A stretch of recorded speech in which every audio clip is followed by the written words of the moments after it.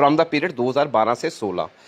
The deputy commissioner of various districts, particularly district Kupwara and district Udhampur, have issued gun licenses which run in thousands. It has also been reflected in the report. The authorities of the district and districts are involved in malpractices in issuance of the arm licenses. अब इसमें जो district magistrate हैं, involvement उनकी बताई गई है. इन्होंने जो इनकी एफआईआर, ये मैं नहीं कह रहा, ये जो गवर्नमेंट ने एफआईआर लगाई है उसमें ये बोला, इसमें इन्होंने ये ट्रेड ही सारा बंद कर देना. उससे अच्छा ये है कि आप उन डिस्ट्रिक्ट मैजिस्ट्रेट जो कल्प्रेट हैं उनको आप अरेस्ट करिए. उन्होंने डीसी के पार्ट में बोला है. इसका मतलब आप ये समझिए कि जो डिस्ट्रिक्ट मैजिस्ट्रेट है उनको बोला है कि आपने जो लाइसेंस इशू किए हैं वो एज पर रूल नहीं किए हैं, इसलिए आपको हम मना कर रहे हैं. जम्मू कश्मीर में जो काम को इसको बंद क्यों किया? कहीं ना कहीं काम को भी रेगुलाइज करना था.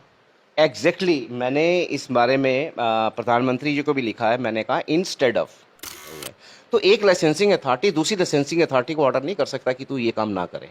हाँ, ये जरूर कह सकता है कि हाँ जैसे इरेगुलरिटीज हुई है, हाँ, इसकी पूरी इन्वेस्टिगेशन करो. बिल्कुल करो, हम तो कहते हैं करो. अगर इरेगुलरिटी हुई है वो डीएम भी या जो भी होगा, जो क्लर्क होगा, कोई भी होगा, जो भी एडमिनिस्ट्रेशन का कोई भी बंदा होता है, उसको वहाँ से बाहर निकालिए. बड़ी बड़ी फील्ड्स में होता है. 4 दिन पहले डीसी जम्मू की जानिब से एक आर्डर निकाला गया, जिस आर्डर में उन्होंने ये कहा जितने भी गन लाइसेंस होल्डर हैं वो तमाम अपनी गन जो है सबमिट करें. अगर उनका ऑनलाइन पोर्टल पे रजिस्ट्रेशन ऑनलाइन नहीं किया गया है तो बहुत पैनिक सिचुएशन इस टाइम जम्मू कश्मीर में हो चुकी है. इस चीज़ को लेके बहुत से लोग इसके खिलाफ अपनी अलग अलग राय दे रहे हैं. तो इसी सब चीज़ पे बातचीत करने के लिए इस वक्त हमारे साथ मौजूद हैं गन मैन्युफैक्चरिंग एसोसिएशन के प्रेसिडेंट जनाब संजय शर्मा साहब. सर, सबसे पहले वक्त देने के लिए बहुत बहुत शुक्रिया. शुक्रिया जी. सर, ये जो ऑर्डर निकला है 3 से 4 दिन पहले, इस ऑर्डर को आप किस तरह से देखते हैं? एक्चुअली डिस्ट्रिक्ट मैजिस्ट्रेट ने एक ऑर्डर निकाला है कि जिसमें इन्होंने बताया है कि जिनके यूएन नंबर क्रिएट नहीं हुए हैं जिन लाइसेंसेस पे, तो वो इनवैलिड होंगे. तो उनको आप जहाँ तो पुलिस स्टेशन जमा करवा दीजिए, जहाँ किसी डीलर के पास जिनके पास लाइसेंस हो उसको कीप करने का. सो मेरा यहाँ तक मानना ये है कि ये थोड़ा सा मतलब इस पे गौर करने वाली बात ये है कि अगर ये ऑनलाइन नहीं है लाइसेंसेस तो ये हमारा फॉल्ट नहीं है. क्योंकि अगर आप आर्म्स रूल 2016 का रूल नंबर 16 देखिए तो उसमें क्लियरली मेंशन किया हुआ है कि it is the duty of the licensing authority to update. कोई भी लाइसेंस आता है आपके पास, उसको एनडीएल में उसको यूनिक आइडेंटिफिकेशन नंबर उसका क्रिएट किया जाए. वहाँ पे इन्होंने लिखा है कि the licensing authority while granting or renewing a license or at the time of providing any allied services. मतलब किसी भी कारण से कोई जब आपके पास आता है, to any license under these rule shall ensure that the data of the transaction approved by him is simultaneously updated in the electronic format locally and on the NDL system under its login ID. कि वो DM की ही मतलब जब उनके पास licence आएगा तो उनकी duty है ये कि कोई भी लाइसेंस अगर रिन्यूअल के लिए आता है, हम देखते हैं कि उसको यूएन नंबर नहीं है, उसने सारी फॉर्मेलिटीज़ क्लियर की हैं, उसने फीस वगैरह भरी है, तो यूएन में नहीं चढ़ा, वो अपने रिकॉर्ड से वेरीफाई करेंगे कि भाई ये इस मेरे रिकॉर्ड में ये इसका लाइसेंस है कि नहीं. अगर है तो उसको वो यूआई नंबर लगाएंगे. उसके बाद फर्दर वो ये लिखते हैं प्रोवाइडेड दैट द लाइसेंसी जो एप्लीकेंट है जिसका लाइसेंस रिन्यू होना है या जिसका, shall not be held accountable. उसको नहीं आप पूछ सकते कि भाई तेरा लाइसेंस यूआई नंबर क्यों नहीं है. वो मेरी उसकी ड्यूटी नहीं है, वो प्रशासन की ड्यूटी है कि वो उसका लाइसेंस पे यूआई नंबर क्रिएट किया जाए और उसको चढ़ाया जाए. तो उसको अकाउंटेबल नहीं रखा जाए for failure on the part of the licensing authority. तो इसमें मेरा डीसी साहब से भी हमने कल भी मैंने इंटरव्यू में बोला था कि हम उनसे टाइम लेंगे, सीख करेंगे और उनसे ये सारा मैटर डिस्कस करेंगे कि भाई इस तरह से है. अगर एनडीएल पोर्टल में किसी के नहीं चढ़े हुए हैं, जैसे से मान लो किसी ने पुराना लाइसेंस बनाया है, उसका रिन्यू है, समटाइम कईयों के रिन्यू नहीं होते, तो उसका भी प्रावधान है कि उसके ऊपर फाइन लगता है. तो फाइन लग के वो जब रिन्यू करवाता है तो उसका यूआई नहीं है, तो इसका ये मतलब नहीं है उसके पास वेपन है, सब कुछ है, उसने घर में रखा हुआ है। There are so many reasons, आदमी नहीं देखते हैं, नहीं करते। आजकल जितने भी लेके रखते हैं बंदूकें, कुछ साथ ज़्यादातर इसको कोई, क्योंकि इसको ब्रांडिंग हम कर नहीं सकते, इसको हम शोशाशाही में नहीं कर सकते, इसको हवाई फायर ऐसे नहीं कर सकते। ये है बट स्पेसिफिकली जब आप घर में रखते हैं for the security of your house, your property, for self defence, अपने घर के अंदर हम इसको लेके बाहर नहीं कर रहे, तो इसलिए वो साइडों में पड़ी रहती हैं। तो कई बार लोग नहीं देखते हैं, जब देखते हैं तो फिर वही लोग जब दफ्तर में जाते हैं तो दफ्तर वाले उनको तरह तरह की बातें बोल देते हैं कि नहीं इसका बड़ा टाइम हो गया, ये इनवैलिड हो गया, ये हो गया, तो उनको डराते हैं। सर ये रूल्स एंड रेगुलेशंस के हिसाब से अगर देखा जाए तो ये ऑर्डर बिल्कुल उस हिसाब से गलत ऑर्डर निकला है फिर। मैं इसको इस तरह से नहीं बोलूँगा, मैं ये बोलूँगा कि हम डीएम साहब से जब बात करेंगे तो मैं उनको बोलूँगा कि ये जो ऑर्डर है तो एक बार इसको कंसिडर ज़रूर किया जाए, सो दैट कि लोगों के बीच में पैनिकटी ना पैदा हो। वो अफरा तफड़ी में फिर लोग जब भी हम दफ्तर में जाते हैं तो वो कह देते हैं कि हाँ जी आपका यूएन नहीं है तो ये इनवैलिड है, तो वो बंदा कुछ ना कभी अपने ऊपर ले लेता है ये बात कि मेरे से ही फॉल्ट हुआ होगा, जबकि रूल उन लोगों को पता नहीं होता। रूल जब कहता है कि ये ड्यूटी डिस्ट्रिक्ट मैजिस्ट्रेट की है, उन्होंने चढ़ाने हैं, अगर उन्होंने नहीं चढ़ाया तो ये उनका फॉल्ट नहीं है। जिनको आप कह देते हो कि आपके नहीं है तो इनवैलिड है। और अगर दूसरे लफ्ज़ों में जैसे आपने बोला है कि ये डीएम ने मतलब कि ये है कि इसमें ये ऑर्डर गलत है, तो समवेयर मैं ये एग्री करूंगा थोड़ा सा। सर कहीं ना कहीं इस ऑर्डर से बहुत से लोगों की नौकरियां भी जुड़ी हुई हैं इस वक्त, क्योंकि बैंक सिक्योरिटी गार्ड की अगर एग्जांपल ले लें, उनकी अगर गन लाइसेंस अगर उनके पास है, वो 15 दिन के अंदर उन्हें गन सबमिट करने का कहा जा रहा है, अगर वो सबमिट कर देते हैं तो कहीं ना कहीं वो अपनी जॉब से भी जा सकते हैं। बिल्कुल, इससे बड़ा लॉस होगा, इस सारी इंडस्ट्री को लॉस है। सारे हमारे जम्मू कश्मीर में मैन्युफैक्चरर्स भी हैं यहाँ पे 20, एंड जो शॉप्स हैं वो मोर देन 100 है। सर जो manufacturing industry system Jammu Kashmir में है 2018 के बाद अभी तक किसी को भी लाइसेंस इशू नहीं किया जा रहा है, तो जो इंडस्ट्रीज़ हैं उनको कितना इसका नुकसान हुआ है? उसका नुकसान यहाँ तक है कि वो ऑलमोस्ट सारी बंद के कगार पे हैं। वो हमने बहुत बार उसके लिए भी एजेंसी से बात की है। हमने जब ये स्टेट थी तो तब हमने स्टेट को भी लिखा, हमने मिनिस्ट्री ऑफ होम जो लाइसेंसिंग अथॉरिटी है जिन्होंने, उनको भी लिखा कि ये जो इन्होंने ऑर्डर निकाला है जिससे ये 2018 ने इन्होंने काम सारा जो बंद करवा दिया, इन्होंने ये डिस्ट्रिक्ट। वजह क्या थी 2018 में काम बंद करवाने की? वजह सबसे बड़ी ये थी कि इनको कुछ मीडिया रिपोर्ट्स आई, कुछ इनपुट्स आए फ्रॉम द वेरियस एजेंसीज। उन्होंने ये बोला कि यहाँ पे जो काफ़ी तादाद में लाइसेंस इशू हुआ है जिसमें इरेगुलरिटीज़ बहुत ज़्यादा हुई हैं। तो आनन फानन में स्टेट ने एक वहाँ पे इंक्वायरी इनिशिएट करा दी। इसमें कुछ राजस्थान गवर्नमेंट का भी था कि भाई उनके स्टेट में कुछ लोग हैं जिनके लाइसेंस जम्मू से बने जबकि वो जम्मू के थे ही नहीं। तो उस इंक्वायरी में इन्होंने आनन फानन में एक ऑर्डर निकाल दिया कि सारे तमाम डिस्ट्रिक्ट मैजिस्ट्रेट्स को बोल दिया कि आप किसी को भी नया फ्रेश लाइसेंस इशू नहीं करेंगे, और उस पर सेक्शन लगा दी 14(1)(b) का सेकंड। मैं ये समझता हूँ कि इन्होंने जो ये ऑर्डर निकाला था कि भाई तमाम डिस्ट्रिक्ट मैजिस्ट्रेट्स को, इन्होंने समवेयर इन्होंने उसमें ये लिखा है कि इसमें इरेगुलरिटीज़ बहुत ज़्यादा इशू हुई है। इरेगुलरिटी इशू हुई है ये इन्होंने डीसी के पार्ट में बोला है। इसका मतलब आप ये समझिए कि जो डिस्ट्रिक्ट मैजिस्ट्रेट है उनको बोला है कि आपने जो लाइसेंसेस इशू किए हैं वो एज पर रूल नहीं किए हैं, इसलिए आपको हम मना कर रहे हैं कि आप लाइसेंसेस ना दीजिए। सर उसमें कहीं ना कहीं जो डीलर्स हैं उन पे भी ब्लेम किया गया है, मैन्युफैक्चरिंग इंडस्ट्रीज उन पे भी ब्लेम किया गया है।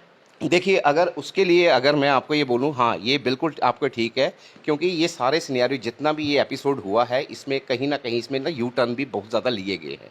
इन्होंने सारा कि जो डीलर्स हैं उनकी मिलीभगत से ऐसा होता है, ये सारा कुछ ऐसा होता है। देखिए सर, मैं लाइसेंस अप्लाई करने वाला, मैं जाके डिस्ट्रिक्ट मैजिस्ट्रेट को लाइसेंस देता हूँ, ये उसने मेरा सारा चेक करना है। चेक करने के बाद एज़ पर जो रूल के मेरे अगर वो है, मेरी पुलिस वेरिफिकेशन परफेक्ट है, सारा कुछ है, तो उन्होंने तो इशू करना ही है, उसमें वो मना कर नहीं सकते मेरे को। हाँ, अगर ये बोलो कि हाँ जी उन्होंने करप्शन करके किया है, जो इस लेटर ने बोला है, इन्होंने डीसी को स्टेट पे बोला है कि आप लोग करप्शन करके ये सारे लाइसेंसेस बना रहे हैं, तो इसलिए आपको ये मना किया जाता है आप लाइसेंसेस ना बनाइए। तो अगर उनको ये चीज़ के लिए मना किया जाता है कि आप लाइसेंसेस ये ना बनाइए, इशू ना करिए, तो वो बाकी काम भी तो और भी तो कर रहे हैं।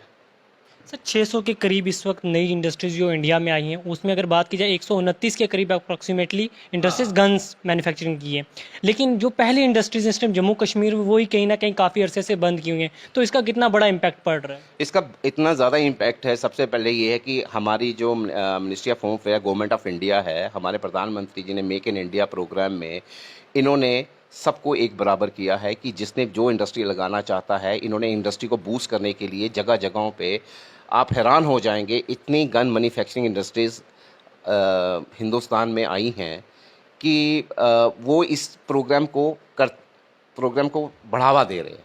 बढ़ावा ऐसे नहीं कोई नेगेटिव सेंस में, बढ़ावा मतलब हमारा अपने कंट्री से मैन्युफैक्चरिंग हो, हम पूरे देशों विदेशों में वो सप्लाई करें, एक हमारा नाम हो, मेक इन इंडिया प्रोग्राम में हमारे हिंदुस्तान का नाम हो आगे। अब बात जब J&K स्टेट की आती है, जब ये इंडस्ट्री सबसे पुरानी है और पुरानी इतनी है कि 1947 से ये इंडस्ट्रीज चल रही है यहाँ पे, तो इसको जब ये गवर्नमेंट ने जो चिट्ठी निकाल के जब इसको बंद कर दिया, इन्होंने हमारा वो राइट भी छीन लिया जो कॉन्स्टिट्यूशन हमें देता है, right to livelihood, right to business, सारा इन्होंने सारा हमारा वो छीन लिया हुआ है। सर इस वक्त अगर 2018 से लेके आज तक जो 4 साल में लाइसेंस इशू नहीं हुए, तो उसकी वजह से जो नई गन्स हैं वो भी कहीं ना कहीं बिक्री नहीं हो रही है मार्केट में, और उसकी वजह से जो एम्प्लॉय वहाँ पे काम कर रहे थे उनकी भी जॉब्स को कहीं ना कहीं खतरा है, तो इससे कितने लोगों की नौकरियाँ भी गई हैं। इसमें खतरा क्या, इसमें 2018 के बाद देखिए, मैं मैन्युफैक्चरर हूँ, मैं बंदूकें बनाता हूँ, मैं बंदूकें जब मेरी बिकेंगी नहीं तो मैं क्या करूँगा उनका, मैं लेबर को पैसा कहाँ से दूंगा। आज ये हमारी इंडस्ट्री जो आपकी लेबर थी पहले आपने निकाल दी या अभी भी है? लेबर इस समय हमारी तमाम फैक्ट्रियों में गिन के जो कभी 5,000 होती थी, आज मेरे हिसाब से 100 भी नहीं है।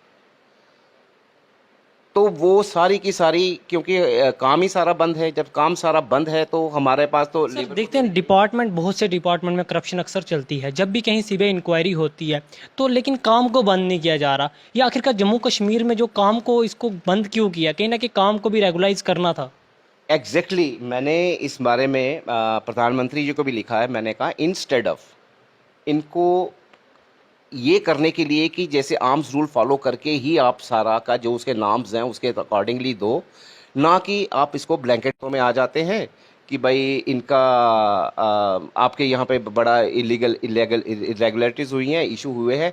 तो अगर इरेगुलरिटीज़ हुई हैं उसमें हमारा फॉल्ट तो नहीं है ना, उसमें गवर्नमेंट को चाहिए कि हमारे साथ बैठ के करे कि जो नए डिस्ट्रिक्ट मैजिस्ट्रेट हैं उनको इंस्ट्रक्शंस दी जाएं कि एज पर रूल ऐसे ऐसे किया जाए, तो तभी हमारा। आपके हिसाब से जो सीबीआई इंक्वायरी चल रही थी वो किस हद तक पहुंची है, कहाँ तक उसकी पहुंची और क्या आउटकम्स उसकी आई हैं अभी तक? देखिए जी, जो सीबीआई इंक्वायरी जो चल रही है अभी तक, उसके आउटकम तो किसी भी आप इदारे में चले जाइए, जो सीबीआई इंक्वायरी होती है वो अपना ड्यू कोर्स टाइम पूरा लेती है, उसने सारा अपना प्रोसेस करना होता है। हम तो कहते हैं कि सीबीआई इंक्वायरी हो, अच्छे से हो, जो कल्प्रिट है वो बिहाइंड द बार हो, हमें उससे कोई नहीं है। लेकिन उसका ये मतलब नहीं है कि आप ब्लैंकेट बैन कर दीजिए, हमारा काम ही सारा का सारा बंद कर दीजिए। मेरे पास इनका ये है कि government of Jammu and Kashmir ने जो एफआईआर लगाई है उसकी कॉपी भी मेरे पास है। इन्होंने क्लियरली इसमें मेंशन किया हुआ है, इन्होंने पर्टिकुलर 2 डिस्ट्रिक्ट्स का दिया हुआ है कि यहाँ से इरेगुलरिटीज बहुत ज़्यादा इशू हुई है फ्रॉम द पीरियड 2012 से 16। The deputy commissioner of various districts, particularly district Kupwara and district Udhampur, have issued gun licenses which run in thousands. It has also been reflected in the report. The authorities of the district and districts are involved in malpractices in issuance of the arm licenses. अब इसमें जो district magistrate हैं, involvement उनकी बताई गई है। इन्होंने जो इनकी एफआईआर, ये मैं नहीं कह रहा, ये जो गवर्नमेंट ने एफआईआर लगाई है उसमें ये बोला, इसमें इन्होंने ये ट्रेड ही सारा बंद कर देना। उससे अच्छा ये है कि आप उन डिस्ट्रिक्ट मैजिस्ट्रेट जो कल्प्रेट हैं उनको आप अरेस्ट करिए, उनको करिए, पूरी उसकी इन्वेस्टिगेशन करिए।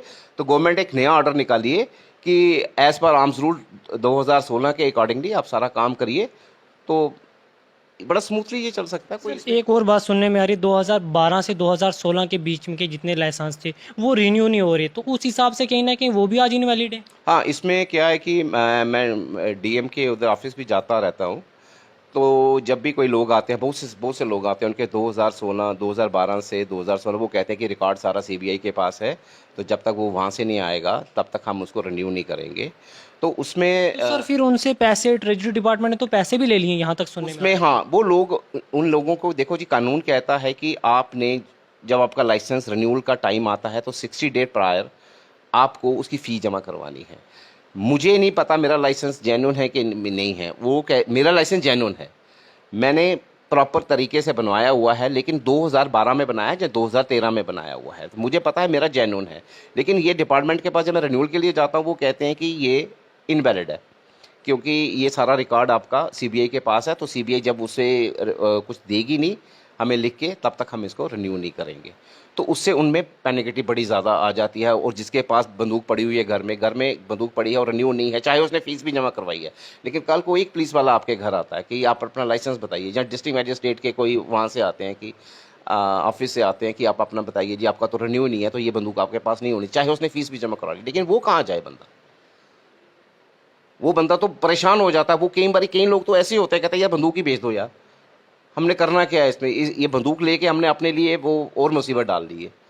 तो वो जो लाइसेंसेज हैं, वो जितने भी हैं, अगर ये अपने पोर्टल में देखें, उनके पोर्टल में अगर चढ़ा हुआ है, तो इनको रिन्यू करने में कोई उसकी वो नहीं है। अगर देखिए, एक चीज़ है, मैं स्टेट में डिस्ट्रिक्ट मैजिस्ट्रेट से भी ये कहना चाहता हूँ कि अगर मान लो कि वो सीबीआई ले गई है, वो फेक निकलते हैं, अगर आप रिन्यू करते हो तब भी तो उसको आप पकड़ सकते हो कि आपका फेक है जी।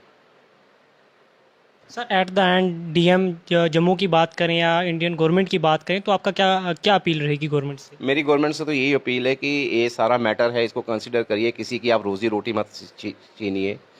जो काम करते हैं, ये बंदूक जो हमारे जम्मू कश्मीर में जो हमारी जो मैन्युफैक्चरिंग इंडस्ट्री है, गन बनाती है, वो 12 बोर गन बनाती है। 12 बोर गन से कोई क्राइम इतना नहीं होता, बिकॉज ये बहुत बड़ी होती है कि ये दूर से भी आपको दिख जाती है। और इसमें रूल्स हैं इसके सारे, जो भी आदमी लेता है 12 बोर लाइसेंसी वेपन होता है, तो उसका वो कोई गलत तरीके से इस्तेमाल नहीं करता कि किसी को मारने नहीं चले, किसी को, क्योंकि वो सामने दिखता है। आजकल इतनी ज़्यादा अवेयरनेस हो गई है सब में, हर जगह सीसीटीवी कैमरास लगे हुए हैं।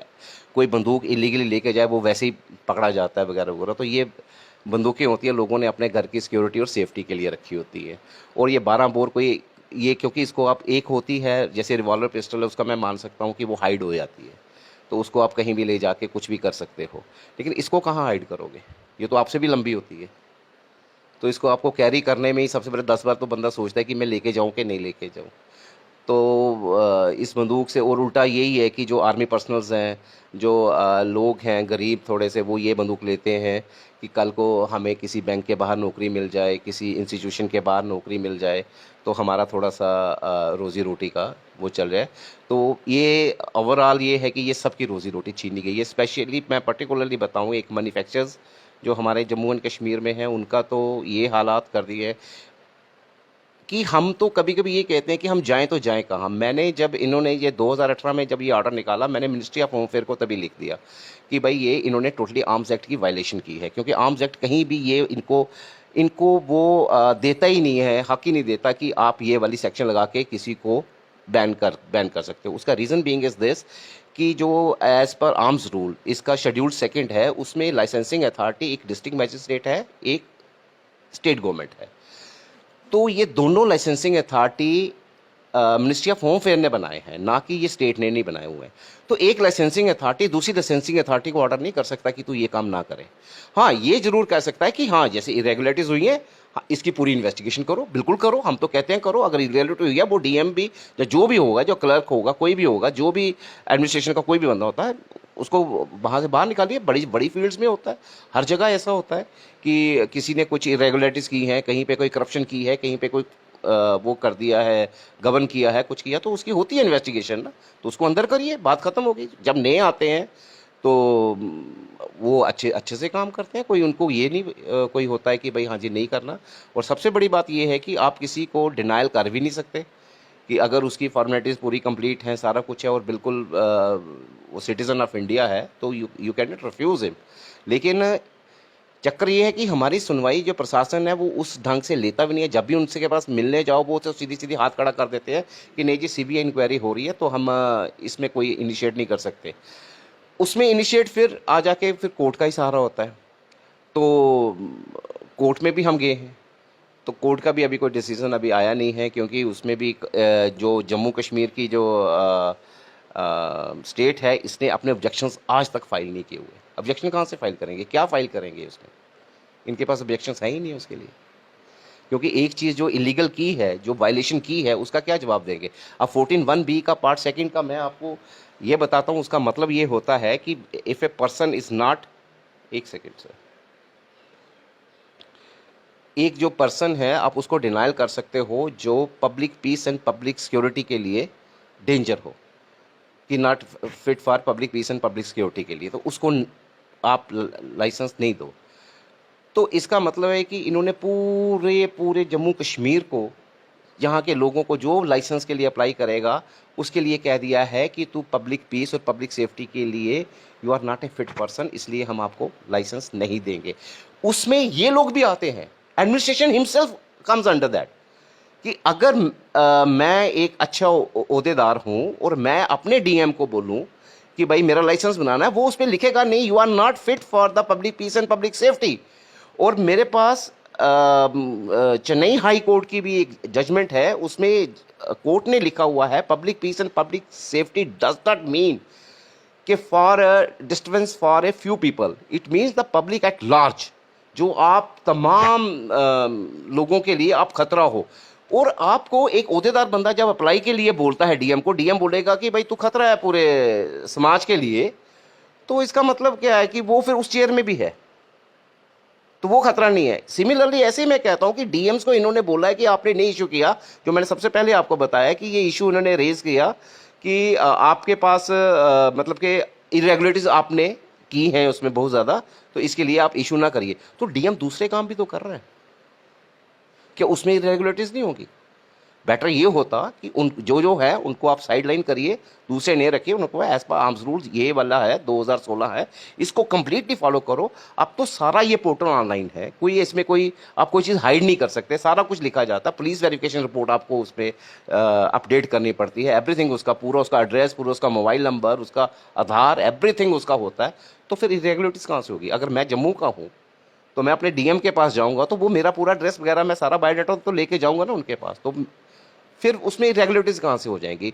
इन्होंने खुद ही अपने ही उन पे क्वेश्चन करके और यू टर्न ले लिया हमारे इंडस्ट्री पे, हमारी जो ये गन का जितना भी जो सेल एंड कीप जितने भी हैं हम करते हैं इनके ऊपर, फिर तरह तरह के एलिगेशंस इन पे है कि ये काम करवाते हैं, ये करवाते हैं, ये करवाते हैं। आज तक देख लो कोई भी डीलर है, कितने हैं, किसकी अरेस्ट हुई है सिवाय इनके ऑफिशियल्स के अलावा? क्या उनकी अरेस्ट हुई है किसी की?